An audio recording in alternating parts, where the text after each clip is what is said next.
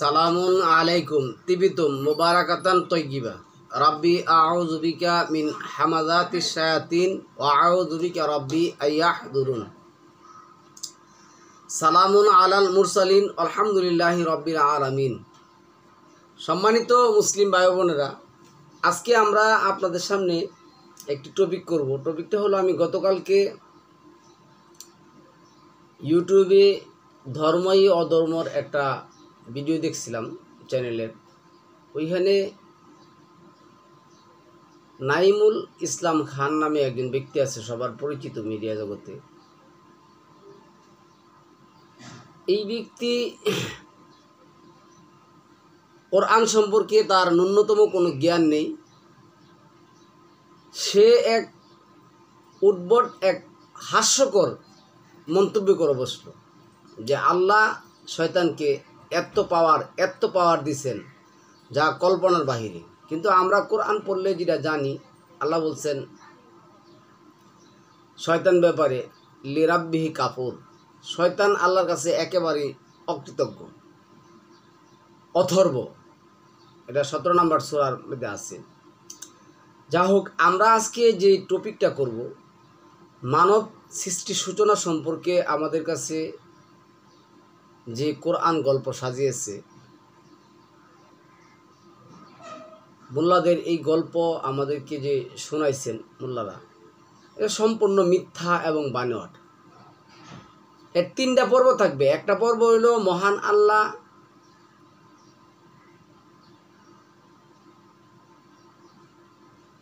আদমকে সিজদা করার জন্য বলছেন, আমরা জানি, কিন্তু আমরা কোরআন থেকে প্রমাণ করব আল্লাহ শয়তানকে বলেন নাই তুমি আদমকে সিজদা করো। এই হলো একটা প্রমাণ। দ্বিতীয় প্রমাণটা হলো আদমের মূর্তি নিয়ে যে দুম্রজাল আমাদেরকে প্রচলিত মোল্লা সমাজ শোনাইছেন, আল কোরআন থেকে আমরা প্রমাণ করব যে আদমের এই মূর্তি আল্লাহ তৈরি করেন নাই। তৃতীয়টা যে আমরা প্রমাণ করার চেষ্টা করব, আদম প্রথম মানুষ না। আদম প্রথম মানুষ না। তাহলে আদম প্রথম অবস্থায় কি ছিলেন? আমরা কোরআন থেকে সম্মানিত ভিউয়ার্স প্রমাণ করার চেষ্টা করব ইনশাআল্লাহুল আজিজ। আপনারা বক্তব্যটা শুনবেন, কেননা প্রচলিত মোল্লা সমাজ আমাদেরকে যা শোনাইছেন তা সম্পূর্ণটাই মিথ্যা এবং বানোয়াট। আমি কোরআন ভিত্তিক টপিকটা করব। পৃথিবীর কোনো মানুষের বা কোনো বৈজ্ঞানিক ব্যাখ্যা বিশ্লেষণ আমি নেব না।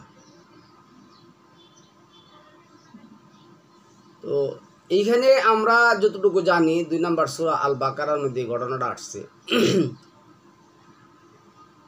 যে আল্লাহ আদমকে সৃষ্টি করার পর শয়তানকে বললেন তোমরা তাকে সিজদা করো। শয়তান কিন্তু প্রথমে আমার জানতে হবে জিন জাতিরই একটা অংশ।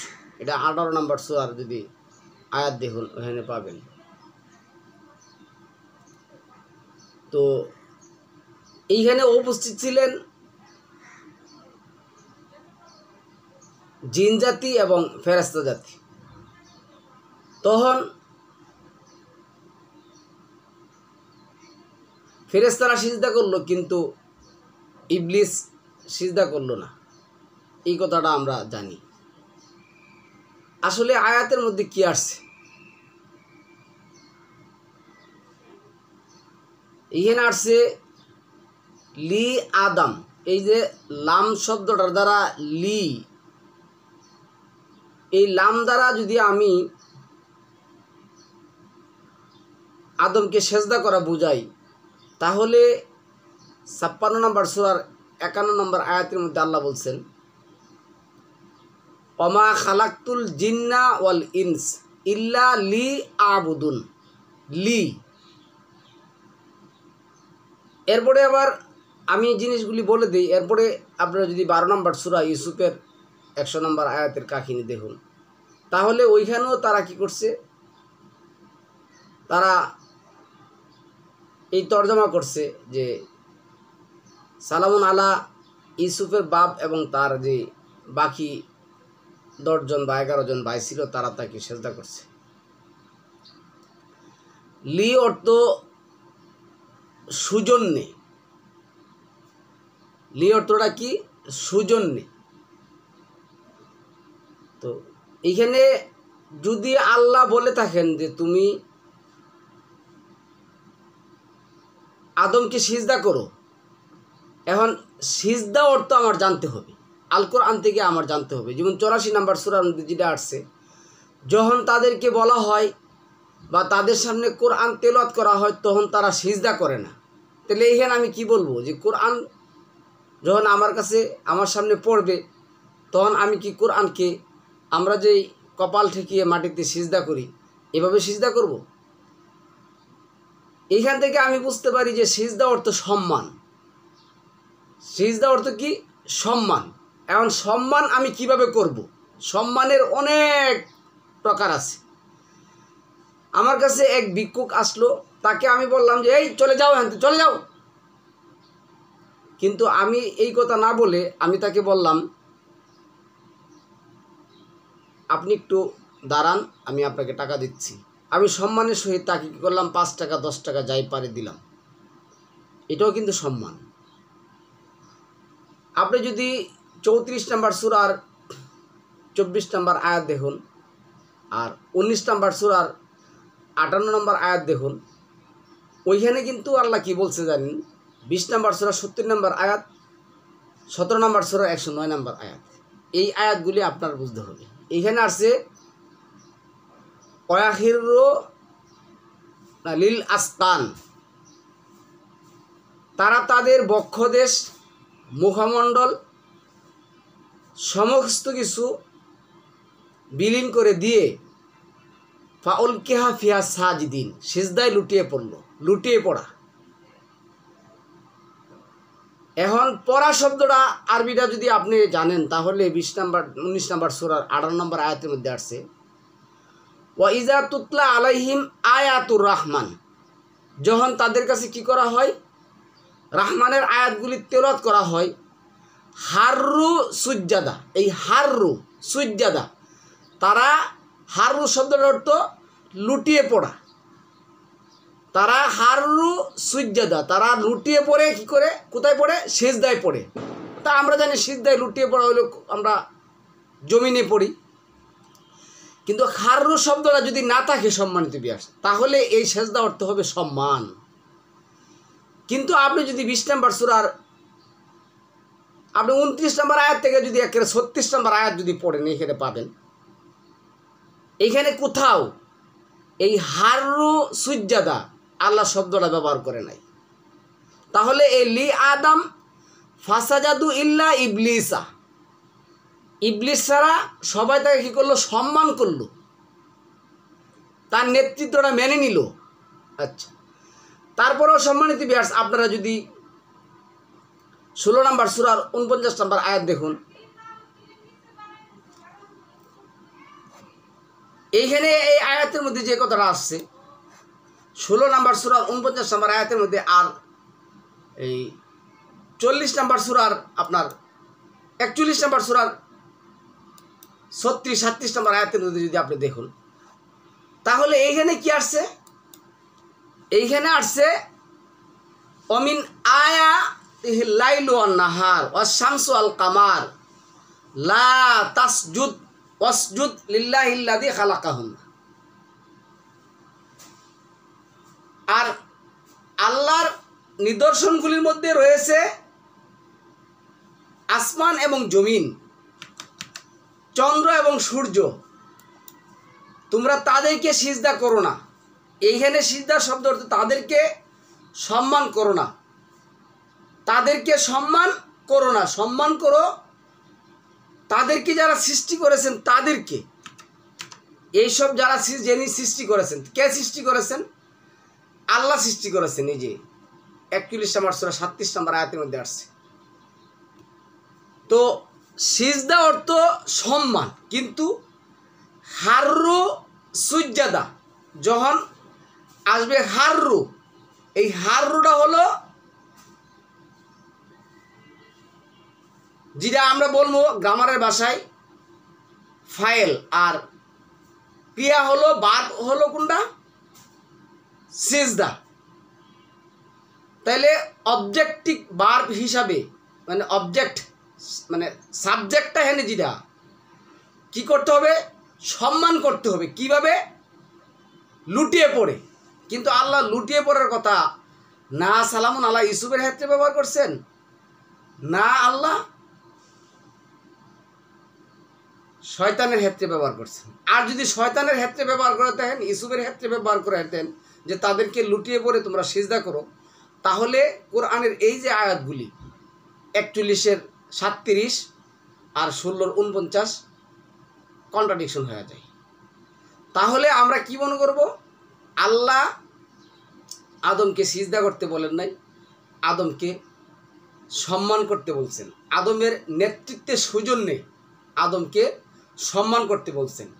এগুলো আমাদের একটা টপিক। আর দ্বিতীয় টপিকটা হলো, আমরা যদি সম্মানিত ভিউয়ার্স যেটা প্রমাণ করতে যাব যে আদম প্রথম মানব না,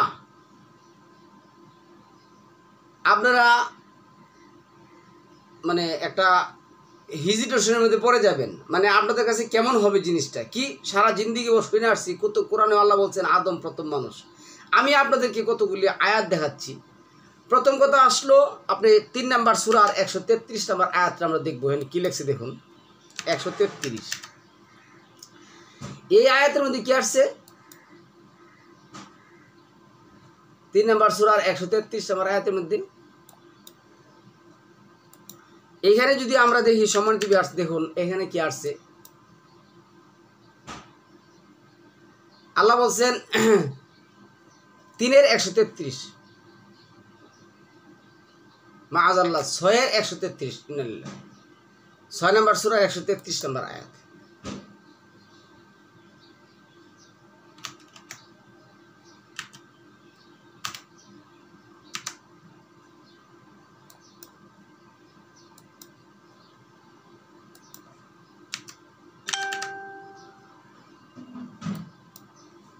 এই 6-এর 133 নম্বর আয়াতের মধ্যে আল্লাহ কি বলছেন?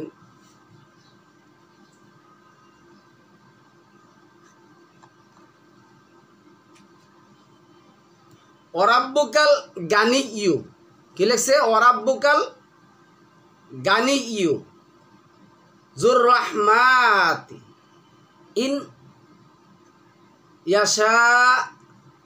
আচ্ছা, এখানে কি আসছে দেখুন, আমি কথাটা বলতেছি। ইউজহিবকুম, অপসারিত করতে পারেন তোমাদের। আচ্ছা, ওয়াস্তাখলিফ, এই যে খা লাম ফা খালাফ শব্দটা, মিম বাআদিকুম মা ইয়াশাউ কামা আনশাআকুম মিন যুররিয়াতি কাউমিন আখারিন। তোমার রব অমুখাপেক্ষী ও দয়াশীল, তার ইচ্ছা হলে তোমাদেরকে অপসারিত করবেন এবং তোমাদের পরে তোমাদের স্থানে যাকে ইচ্ছা স্থলাভিষিক্ত করবেন। এরপরে যে কথাটা আসছে এখানে বলতে পারবে, যেমন তিনি তোমাদেরকে অন্য এক জাতি বংশধর হতে সৃষ্টি করেছে। তাহলে আদমকে কি করছেন? ধরেন আপনি আমি 1 সেকেন্ডে ধরে নিলাম আদমকে, আদম প্রথম সৃষ্টি। আদমকে কি করছেন? অন্য এক সৃষ্টি থেকে এনে আল্লাহ বলে দিচ্ছেন, খুব শব্দটা বলছেন, এই যে যেমন কামা, যেমন আনশাআকুম, সৃষ্টি করেছেন তোমাদের, মিন থেকে, যুররিয়া বংশধর, কাউম সম্প্রদায়, আখারিন আমি যদি থামেন আহারি শব্দটা হবে অন্যান্য, অন্য, অনান্য। তাহলে আদমকে আল্লাহ অন্য কোনো সম্প্রদায় থেকে কি করছেন? সৃষ্টি করেছে। তাহলে আদম কিন্তু অন্য এক সম্প্রদায় থেকে সৃষ্টি। আচ্ছা, তারপরে সময় দিবে আমরা এখানে একটু দেখবো জিনিসটা। ৭৬ নম্বর সূরার যে আয়াতটা আসছে, এইখানে দেখুন ৭৬ নম্বর সূরার আয়াতের মধ্যে কি লেখা আছে। আরে বাবা, ১ নম্বর আয়াতের মধ্যে যে কথা আসছে দেখুন ৭৬-এর ১-এ,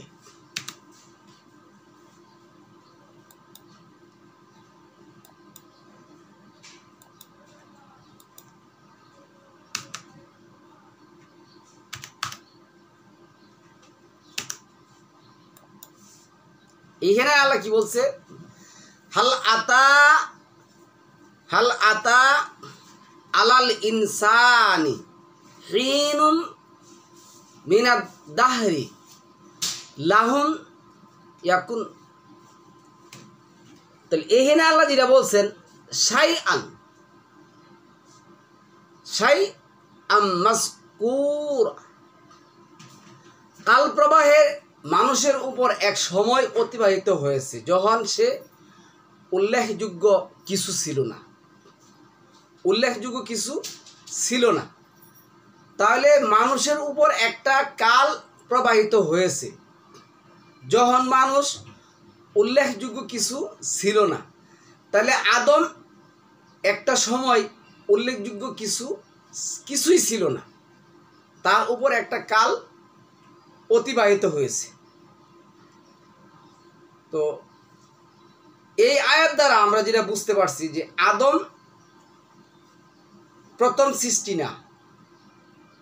তাহলে আল্লাহ সৃষ্টির সূচনাটা করলেন কি? আল্লাহ সৃষ্টির সূচনাটা কি করলেন? আমরা সম্মানিত ভিউয়ার্স এইখানে যদি জিনিসটা দেখি, এই 25 নম্বর সূরার 54 নম্বর আয়াতের মধ্যে যে কথা আসছে 25-54-তে, এই 25-54-তে আল্লাহ কি বলছেন দেখুন, ওহুয়াল্লাযী খালাকা মিনাল মাই বাশারাম ফাজআলাহু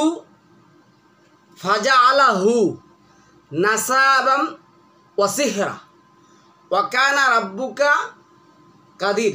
এখানে যে কথা আসছে, এবং তিনি মানুষকে সৃষ্টি করেছেন পানি হতে, অতঃপর তিনি তার বংশগত ও বৈবাহিক সম্বন্ধ স্থাপন করেছেন।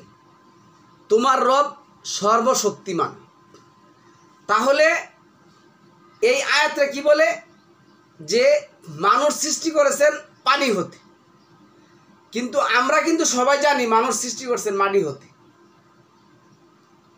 সবাই কিন্তু জানি মাটি হতে। আপনারা এই আয়াতটা মানে 25-54 দেখবেন, 25-54 দেখবেন খুব ভালো করে। এনি কি বলছেন? এবং তিনি মানব সৃষ্টি করেছেন পানি হতে। এই যে এবং, এই যে ওয়াও শব্দটা ব্যবহার করছেন, আমরা জানি যে যখন প্রিপোজিশন কনজাংশন হয় তাহলে এর পূর্বে কোনো কিছু থাকে। তাহলে ওয়াও এর পূর্বে কি আছে? এখন আপনি কি করবেন? 53 নম্বর আয়াত দেখা শুরু করবেন। না, আমি এই সৃষ্টির রহস্যটা, মানে পানি থেকে উনি সৃষ্টি করেছেন, কেন উনি ওয়াও ব্যবহার করছেন, আমি এই জিনিসটা একটু দেখার চেষ্টা করব। কারণ আছে সম্মানিত ভিউয়ার্স, কারণ আছে। আমাদের আজকের যে প্রোগ্রামটা হলো আল্লাহ আদমকে প্রথম মানব হিসেবে সৃষ্টি করেন নাই। দ্বিতীয় কথা হলো আমরা যেভাবে জানি আদমের মূর্তি আল্লাহ তৈরি করেছেন, এই কথাটা সম্পূর্ণ মিথ্যা এবং বানোয়াট, এবং এটা ইসলামের নামে কলঙ্কিত এক অধ্যায়। তৃতীয় কথাটা হলো আল্লাহ ইবলিসকে বলছেন তুমি সিজদা করো, এটা একটা মূর্খতা এবং কুফরি একটা তর্জমা। এগুলি কোনোটাই আল্লাহ করেন নাই। তাহলে মানব সৃষ্টির সূচনাটা আসলে কি? 19 মিনিট চলে গেছে, আমি আর করব না। আশা করি আপনারা এই আয়াতগুলি ভালো করে পড়বেন, দেখবেন। কিন্তু এইখানে আল্লাহ যেটা বলছেন দেখুন, এই 16 নম্বর সূরার 112 নম্বর আয়াতে কি আসছে দেখুন, 16 112তে, আন-নাহলের 112তে কি আসছে দেখুন, 112। তো এই আয়াতের মধ্যে কি আসছে, এই যে আল্লাহ দৃষ্টান্ত দিচ্ছেন এক জনপদের, যা ছিল নিরাপদ ও নিশ্চিত। জনপদ মানুষের, আল্লাহ এক মানুষের উদাহরণ দিচ্ছেন। আল্লাহ কি করছেন, মানুষের একটা উদাহরণ দিচ্ছেন, একটা জনপদের উদাহরণ দিচ্ছেন, যা ছিল নিরাপদ ও নিশ্চিন্ত। তাদের কোনো, ওই জনপদে ওই মানুষের কোনো চিন্তা ভাবনা ছিল না, যেখানে আসতো সব দিক হতে প্রচুর জীবন উপকরণ। এই সম্প্রদায়ের চিন্তা ভাবনা কোনো কিছু ছিল না, তারা আল্লাহর প্রোটেকশনে ছিল, নিরাপদে ছিল। আল্লাহর পক্ষ হতে তাদের কাছে আসতো প্রচুর জীবন উপকরণ। অতঃপর ওরা আল্লাহর অনুগ্রহ অস্বীকার করলো। ওই সম্প্রদায় কি করলো, আল্লাহর অনুগ্রহ অস্বীকার করলো। ফলে তাদের কৃতকর্মের কারণে আল্লাহ তাদেরকে অসাধন গ্রহণ করলেন হুদা ও বিতির। এই হুদা এবং বিতির হয়ে গেল, ক্ষুধা এবং বিতির। তাহলে এই জনপদরা কে, তাদের নাম কি ছিল? আদম যদি প্রথম মানুষ হয়ে থাকে, তাহলে এই আয়াতের প্রমাণ হিসাবে এই জনপদের নাম কি? এই লোকগুলি এর প্রথম, এরা কিন্তু শয়তান, জিন, অন্য কোনো কিছু বলে নাই। জনপদ মানুষকে আল্লাহ বুঝাচ্ছেন। তাহলে তারা কারা? আমরা সম্মানিত ভিউয়ার্স এই কোরআন থেকে আজকে এই জিনিসটা দেখার চেষ্টা করব। আসুন আমরা দেখি এইখানে কি আসছে। আল কোরআনে বর্ণনা ভঙ্গি না বুঝা এবং মুতাশা বেহাত সম্বন্ধে বাস্তব জ্ঞান স্বল্পতার কারণে মানব সৃষ্টি সূচনা সম্পর্কে অধিকাংশ মুসলিমগণ বিভ্রান্তিকর ধারণা পোষণ করে থাকে। অথচ মানব সৃষ্টি ও বিবর্তনের ধাপসমূহ এতে চমৎকার ও বাস্তবিকভাবে আল কোরআনে বর্ণিত হয়েছে, যা আলোচ্য বিষয় সংশ্লিষ্ট আয়াতগুলো একত্রিত করলে সকলেই বাস্তবতাকে উপলব্ধি করতে সক্ষম হবেন। আল কোরআনে মানব সৃষ্টি সূচনা সম্পর্কে দুটি স্তর বর্ণিত হয়েছে। আমি যে বললাম, একটা সম্প্রদায়কে আল্লাহ কি করছিলেন, নিরাপদ করছিলেন এবং চিন্তামুক্ত করে দিয়েছিলেন। এরপরে যে ৭৬-এর ১ বললাম, কালের শপথ, নিশ্চয়ই মানুষের উপর একটা কিসে কাল অতিবাহিত হয়েছে যখন সে উল্লেখযোগ্য কিছুই ছিল না। আচ্ছা, তারপরে দেখুন, এটা তো মানুষের উপর, এখানে মানুষ হয়েই গেলেন, কিন্তু আল্লাহ এর আগে কি করলেন, আমি এই জিনিসগুলি খুব মনোযোগ সহকারে শুনেন। কেন আজকের টপিকটা কিন্তু খুব নতুন। নতুন বলতে আদমকে আল্লাহ সিজদা করতে বলেন নাই, আদমের মূর্তি দেহ আল্লাহ তৈরি করেন নাই, তারপরে আদম প্রথম মানুষ না, এই কথাগুলি কিন্তু আমরা জানি। আদম প্রথম মানুষ, আদমের মূর্তি তৈরি করলেন, আল্লাহ আদমকে সিজদা করতে বললেন, তারপরে এই আদম এই কথাগুলি কিন্তু প্রথম। আচ্ছা, আমি কিন্তু বলতেছি কোরআন থেকে, আমি কিন্তু অন্য কোনো কাছে কথা থেকে বলতেছি না। আপনার আয়াতগুলি খুলে খুলে ভালো করে বিশ্লেষণ করে দেখবেন। তারপরে আসছি কি দেখুন, আল কোরআনে মানব সৃষ্টির সূচনা সম্পর্কে দুটি স্তর বর্ণিত হয়েছে। এক, মৃত্তিকা গর্ভের মাধ্যমে, মানে মাটি থেকে। ২, মাতৃগর্ভের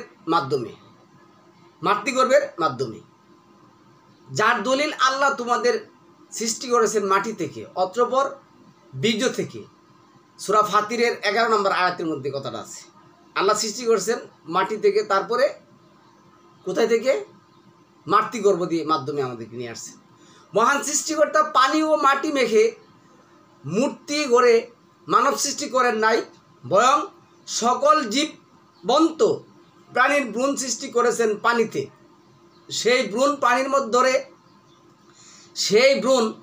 পানির ধারে সৃষ্ট কাদামাটির সুরঙ্গে বিকশিত হয়ে সেভাবেই যেভাবে মাতৃগর্ভে ভ্রূণসমূহ স্তরে স্তরে বিকশিত হয়ে থাকে, এক নির্দিষ্ট সময় অধীন সেই বিকাশমান দেহাবয়ব সংরক্ষণে নরম কাদামাটির গর্ভে ঠনঠনে শুষ্ক করে ডিমের আবরণের মতো মজবুত ও নিরাপদ বলয়ে পরিণত করা হয়।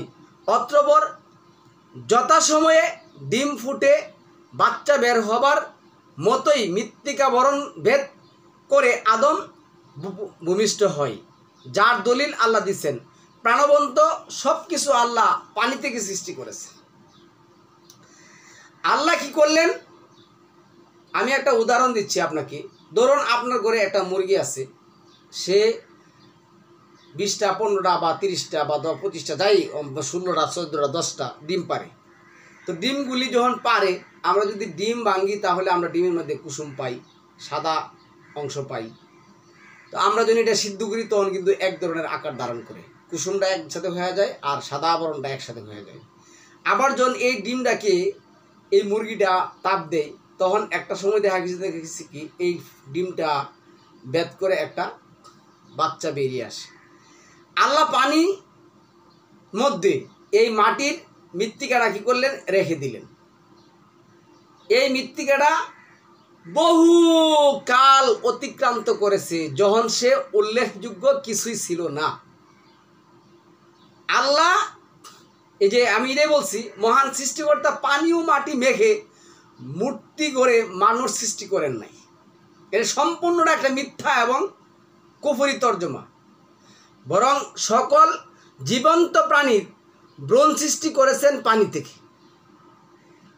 একটা সময় কোনো কিছুই ছিল না, সমস্ত বর্তমানে যে প্রাণীগুলি দেখেন, সমস্ত প্রাণীগুলি এই একটা আবরণের মাধ্যমে পানির মধ্যে ছিল।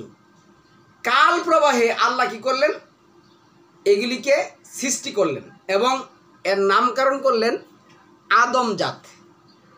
কি করলেন, এর নামকরণ করলেন আদমজাত।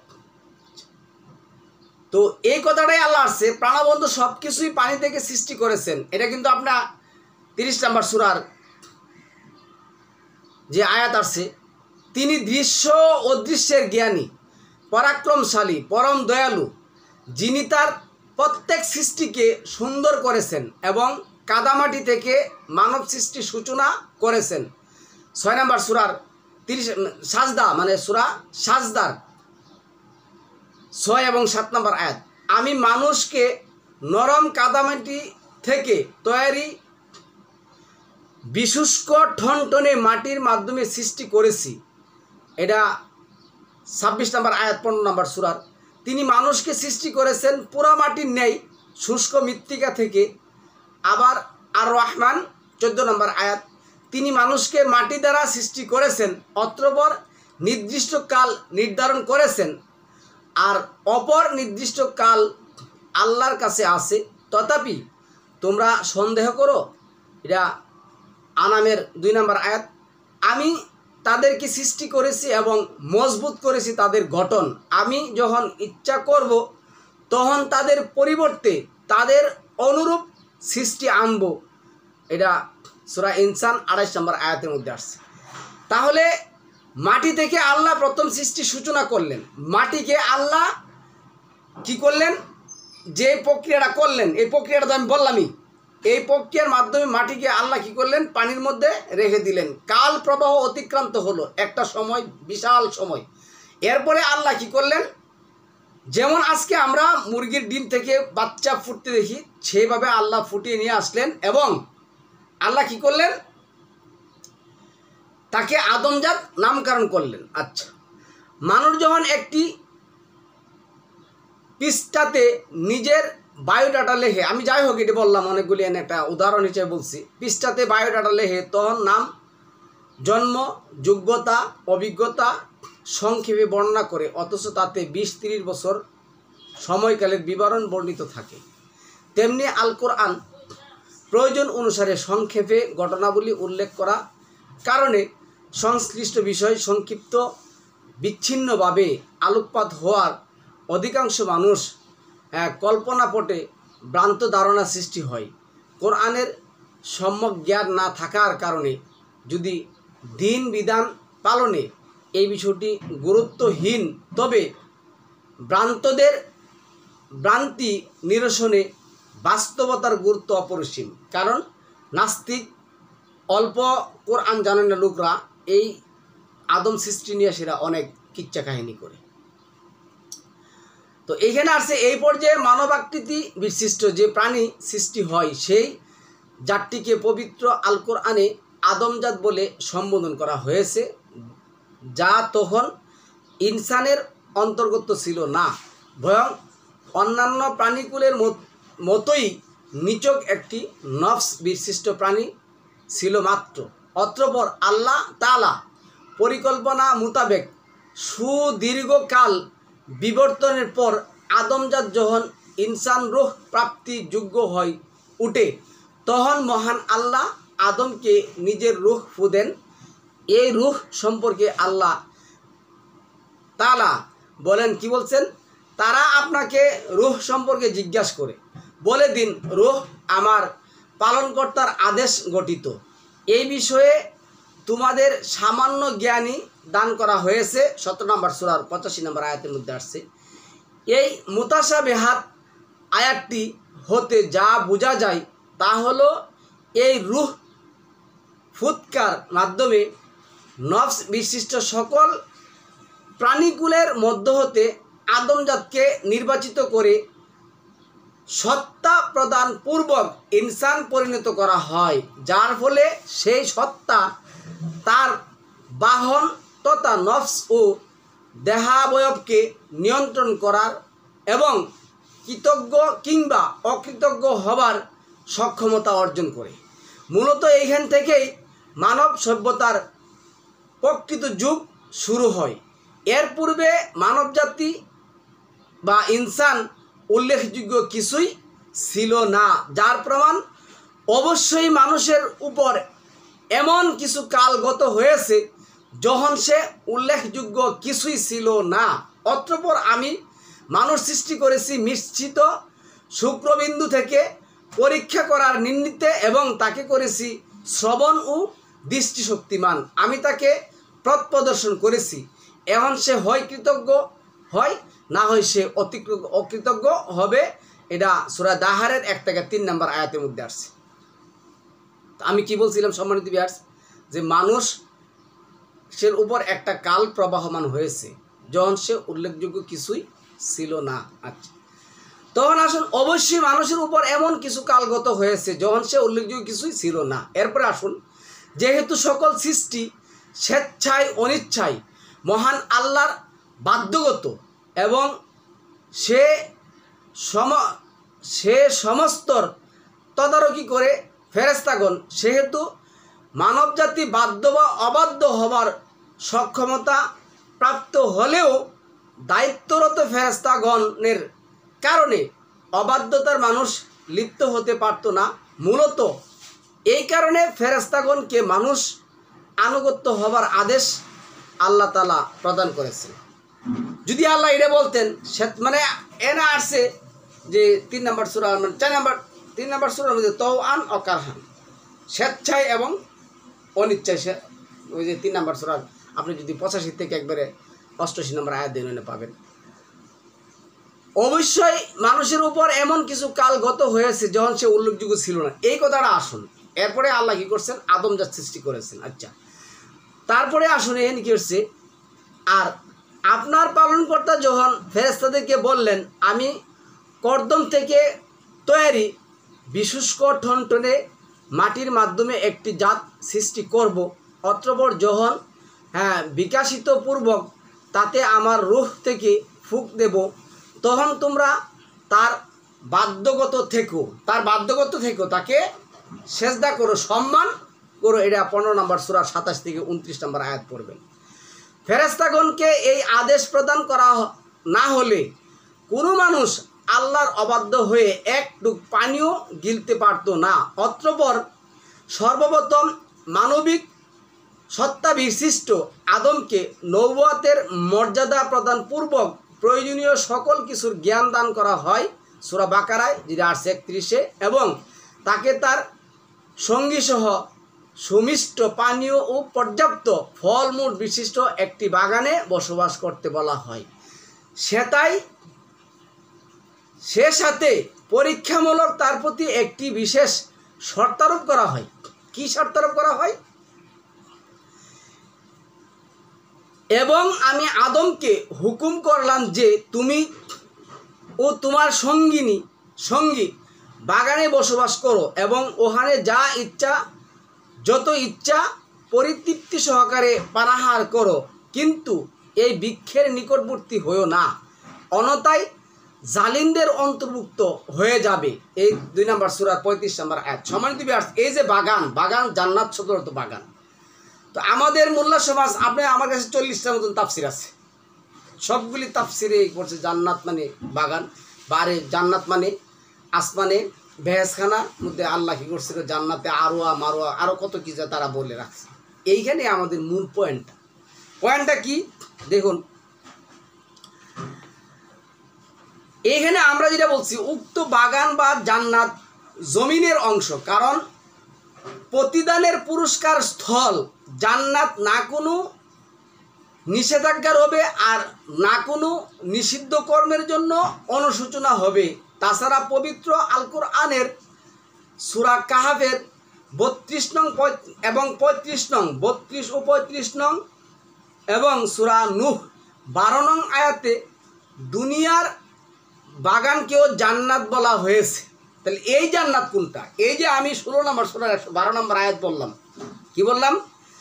তোমাদের পূর্বে একটা সম্প্রদায়কে, একটা জাতিকে তোমাদের কাছে উদাহরণ হিসেবে তুলে ধরেছেন, যাদেরকে আল্লাহ কি করছেন, নিরাপত্তা দিছেন এবং তাদের কাছে আসতো বিভিন্ন রকমের ফলমূল, তাদের কোনো চিন্তা ভাবনা কোনো কিছুই ছিল না। এখানে আসুন সম্মানিত ভিউয়ার্স, আমরা এখানে যে কথাটা বলবো, ওই যে আল্লাহ মাটি থেকে কি করলেন, আদম সৃষ্টির সূচনা করলেন, তারপরে এই মাটিকে শুষ্ক করলেন, ঠনঠন করলেন, বাদামি রঙ করলেন, অনেক কিছু করলেন, করার পরে এটাকে কি করলেন, একটা আকৃতিতে দীর্ঘকাল পানির মধ্যে রেখে দিলেন। পানি থেকে কি করলেন, পরে আল্লাহ এই মানব আদমজাত সৃষ্টি করলেন। এই আদমজাতকে আল্লাহ কি করলেন, জান্নাতে মানে বাগানের মধ্যে রেখে দিলেন। রেখে দেওয়ার পরে তাদেরকে নিরাপত্তা দিলেন, তাদেরকে খাবার দাবার সকল কিছু দিলেন এবং পরীক্ষা হিসেবে বললেন কি, লা হাদিহি সাজারা ফাতাকুনা মিনাজ জালিমিন, তুমি ওই গাছের নিচে যেও না, যেটা সাজারাতুল হোল্ড, চিরস্থায়ী জন্ম দানকারী গাছ, ওই গাছের নিচে তুমি কি করবে না, যাবে না। যদি যাও তাহলে কি হবে, তুমি ক্ষতিগ্রস্তদের অন্তর্ভুক্ত হয়ে যাবে। তো এখন আদমকে আল্লাহ যে জান্নাত দিলেন, সেই জান্নাত দুনিয়াতে, এখন যেই জায়গাকে আমরা বলি ইন্না আউয়ালা বাইতি উদিয়া লিন্নাসি লাল্লাযী বিবাক্কা মুবারাকাতান ওয়া হুদাল লিল আলামিন, নিশ্চয় মানব জাতির জন্য প্রাচীনতম ঘর হলো বাক্কায়, যেটা মক্কায় অবস্থিত। এইটাই ছিল আদমের জান্নাত মানে বাগান। এই বাগানে তাদেরকে বসবাস করতে দেওয়া হয়েছিল যখন তাদের কাছে তাদের লজ্জাস্থান প্রকাশ পায়নি। বলতে আমি একটা উদাহরণ দিই সমান দিবে, আর যদিও আপনাদের কাছে এই উদাহরণটা খারাপ লাগবে, তারপর আমি উদাহরণটা দিচ্ছি। আমি আপনাকে বলি শুনুন, আপনি একজন 12-14 বছরের ছেলে, আপনি এখনো বিয়ে করেন নাই, আপনার জন্য আল্লাহ একজন নারীকে কি করছেন, নির্ধারণ করেছেন, অবশ্যই নির্ধারণ করেছেন। তো আপনি এখনো বিয়ে করেন নাই, যখন আপনি বিয়ে করবেন, আল্লাহর মহিমায়, আল্লাহর কুদরতে আপনি ওই নারীকে পাবেন, যেই নারীকে আপনার জন্য আল্লাহ নির্ধারণ করেছেন। কিন্তু আপনার কাছে এখনো ওই নারীর লজ্জাস্থান প্রকাশিত নয়, আপনার কাছে কি নয়, প্রকাশিত নয়। আর সন্তান দানের চিন্তা ভাবনা আপনার 10-12 বছরে কি করে, মানে 12-14 বছরে বা 6-7 বছরে কি করে না, থাকে না।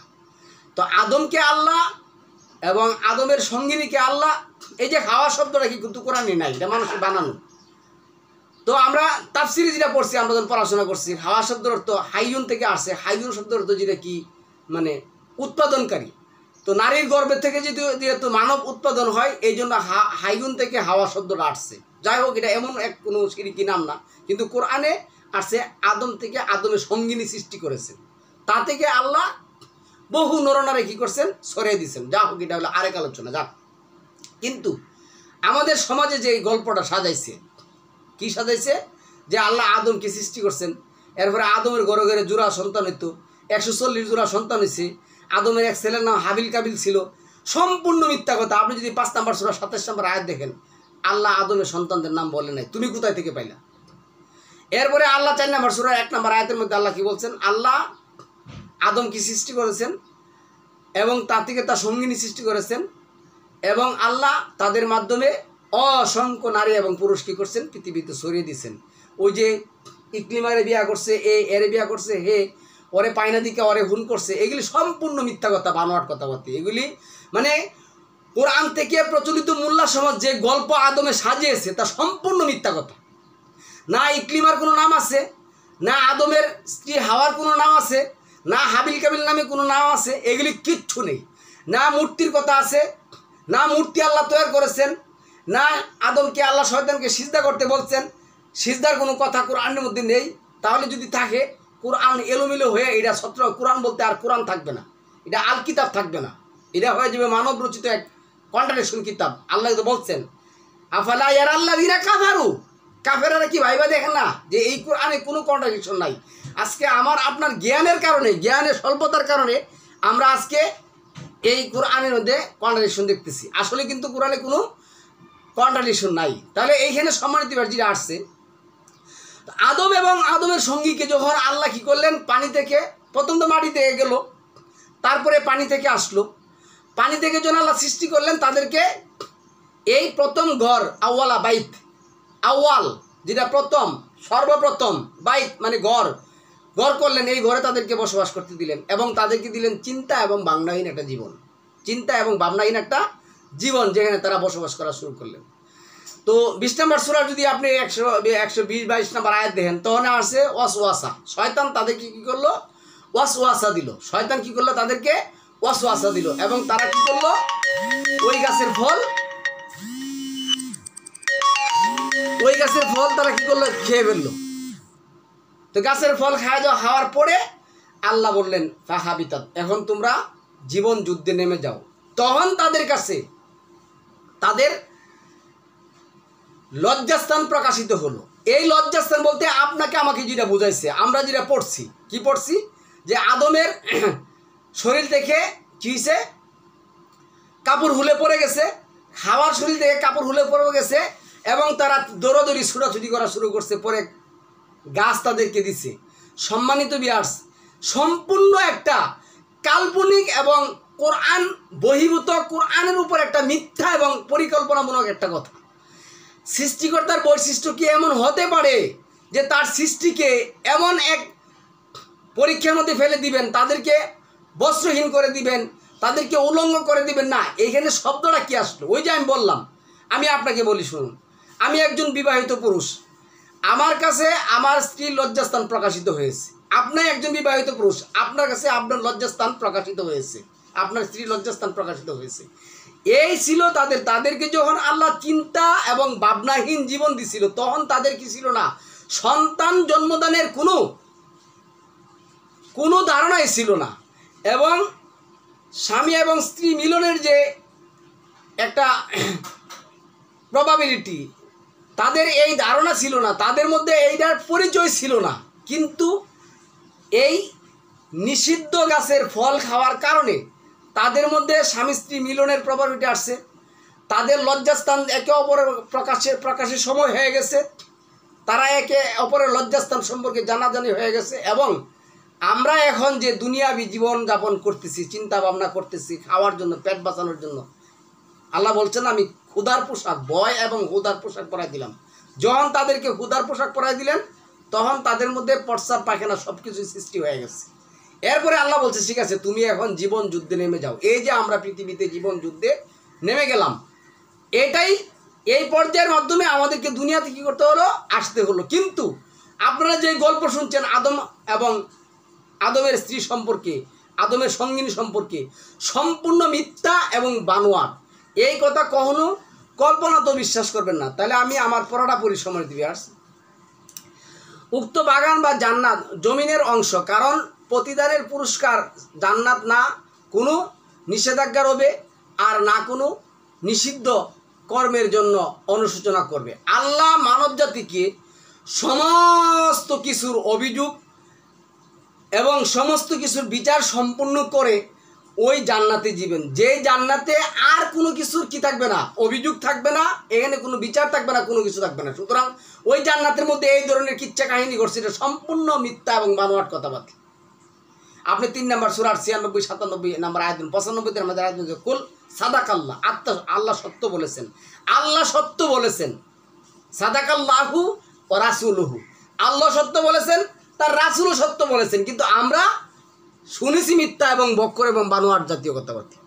তাহলে সম্মানিত ভিউয়ার্স, এখন আসুন কি লিখছেন। নিঃসন্দেহে সর্বপ্রথম ঘর যা মানুষের জন্য নির্ধারিত হয়েছে সেটাই হচ্ছে ওই ঘর যা মক্কায় অবস্থিত এবং সারা জাহানের মানুষের জন্য মুবারকপূর্ণ ও হেদায়ত। 3 নম্বর সূরা 96 নম্বর আয়াতের মধ্যে আসলে কাবা হলো একটি ঘর সাদৃশ্য, অর্থাৎ অর্থবৃত্তাকার প্রস্তর গৃহা, যেটিকে আদম ও তার সঙ্গিনী বসবাসের জন্য মহান আল্লাহ নির্ধারণ করেছিলেন এবং সেটি আশপাশে পর্যাপ্ত ফলমূলের বাগান ও সুমিষ্ট পানি ব্যবস্থাও করেছিলেন, যা আজ জমজম কূপ নামে পরিচিত। যতদিন তারা আল্লাহ তাআলার আরোপিত শর্ত ভঙ্গ করে নাই ততদিন পর্যন্ত তাদের দিনানিপাত কোনোরূপ কষ্ট স্বীকার করতে হয় নাই, কিন্তু যখন তারা আরোপিত শর্ত ভঙ্গ করলো তখন বাগানের পানাহারের ব্যবস্থা বিলুপ্তি হয়ে গেল। স্বল্প ক্ষেত্রে তাদের জীবন যুদ্ধ নেমে পড়তে হয়েছে, তাদের কি হয়েছিল, এই বর্তমান জীবন যুদ্ধে তাদের নেমে যেতে হয়েছিল। আচ্ছা, তারপরে এই যে কথা আসছে পরে হয়েছিল, এই নেমে যাওয়া হাবিতত আদেশটি যে জীবন সংগ্রামে নেমে যাওয়ার আদেশ, তার প্রমাণ হলো বানি ইসরাইলগণ যখন এই যে সুশৃঙ্খল মহিনপ্রাপ্ত আল্লাহর পক্ষ থেকে যে রহমতপ্রাপ্ত আহারের মান্না সালোয়া পরিবর্তে ভূমিজাত খাদ্যের দাবি করেছিলেন, তখন তাদেরকে একই শব্দ আল্লাহ বলেছিলেন হাবিতত দ্বারা আদেশ করা হয়েছিল।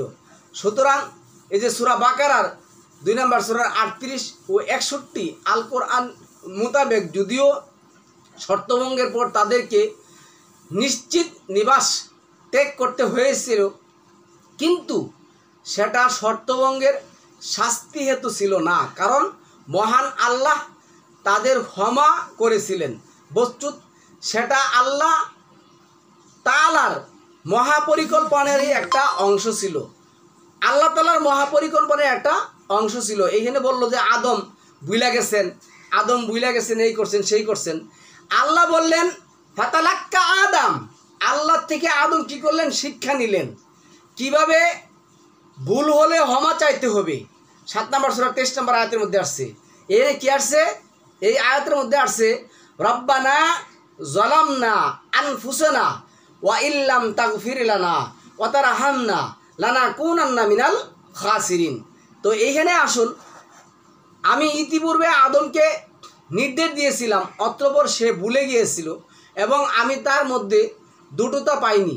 যখন আমি ফেরেশতাদেরকে বললাম তোমরা আদমের আনুগত্য হও, তখন ইবলিস ব্যতীত সবাই আনুগত্য হলো, সে অমান্য করলো। অতঃপর আমি বললাম হে আদম, এ তোমার এবং তোমার সঙ্গী শত্রু, সুতরাং সে যেন বের করে না দেয় এবং তোমাদের বাগান থেকে, তাহলে তোমরা কষ্টে পতিত হবে। আর তোমাদেরকে এইসব দেওয়া হলো যাতে তুমি অনাহারে ও অনাচ্ছাদিত রবে না, আর তুমি পিপাসার্থ রবে না এবং রুদ্রেও কষ্টে পাবে না। অতঃপর শয়তান তাকে কুমন্ত্রণা দিল বলল, হে আদম, আমি কি তোমাকে বলে দিব চিরন্তন বৃক্ষ, এই যে সাজারাতুল হুলদ এবং অবিনশ্বর রাজত্বের কথা। অতঃপর তারা উভয়ই এর ফল ভক্ষণ করল, ফলে তাদের নিকট তাদের লজ্জাস্থান উন্মোচিত হয়ে পড়ল। সম্মানিত ভিউয়ার্স, এই জায়গাটা পড়লে মনে হয় কি তাদের কাপড় চুপড় কী হইল, শরীর থেকে পড়ে গেল না। যখন তারা এই নিষিদ্ধ ফল খেলো, আল্লাহর নিয়ামতকে ভুলে গেল, অস্বীকার করলো, তখন তাদের মধ্যে কি হলো, স্বামীর এবং স্ত্রীর, বর্তমান স্বামীর এবং স্ত্রীর যে প্রবাবিলিটি, এটা প্রকাশিত হয়ে গেল। এটাকে কোরআনে এই অর্থে আসলো। আচ্ছা, ফলে জান্নাতের বৃক্ষ পাত্র দ্বারা নিজেদেরকে আবৃত করতে লাগলো। আদম তার পালনকর্তার অবাধ্যতার প্রতি প্রতারিত হলো। এরপর তার পালনকর্তা তার তওবা গ্রহণ করলেন, তাকে ক্ষমা করলেন এবং হেদায়েত দিলেন। অতঃপর বললেন, তোমরা সবাই নেমে পড়ো একে অপরের শত্রু হিসাবে। এরপর যখন আমার পক্ষ হতে তোমার কাছে হেদায়েত পৌঁছবে, তখন যে আমার নিদর্শন অনুসরণ করবে সে পথভ্রষ্ট হবে না এবং কষ্ট পাবে না। এটা এই যে এই 2 নম্বর সূরা আর 20 নম্বর সূরা তোহার 115 থেকে 23 নম্বর আয়াতের মধ্যে আসছে। আর বাকারা 38 মধ্যে আছে, ফামান তাবিয়া হুদায়া, যে আমার পথ অনুসরণ করবে। আজকে আমরা যারা আল্লাহর পথ অনুসরণ করে তারাই কেবল আল্লাহর বান্দা, আর যারা আল্লাহর পথ, কোরআনের পথ অনুসরণ করে না, তার টুপি টাপি জুব্বা জাব্বা যাই কিছু তা হোক, সে শয়তানের অনুসারী, শয়তানের বান্দা। তারপরে আসো আলোচ্য আয়াতসমূহ আরোপিত শর্ত ও শর্তভঙ্গের বিষয়টি হালেক ও মাকলুকের মাধ্যকার শালীনতা বজায় রেখে মুতাশাবিহাতের মাধ্যমে ব্যক্ত করে দেওয়া হয়েছে। আচ্ছা, বংশতালিকা এর জন্য আরবি ভাষা বহুল প্রচলিত শব্দ হলো সাজারাতুল নসব, যেটাকে বংশবৃক্ষ বলা যেতে পারে। আর আদমকে যে বৃক্ষের নিকটবর্তী হতে বারণ করা হয়েছিল তা হলো সাজারাতুল হুলদ, চিরন্তন বংশবৃক্ষ। এই চিরন্তন বংশবৃক্ষর ফল খাওয়ার পরে এই ঘটনা তাদের ঘটছিল। আচ্ছা, সাজারাতুল হুলদ বা চিরন্তন বংশবৃক্ষের নিকটবর্তী হতে তারা যে ফল অসাধন করেছিল,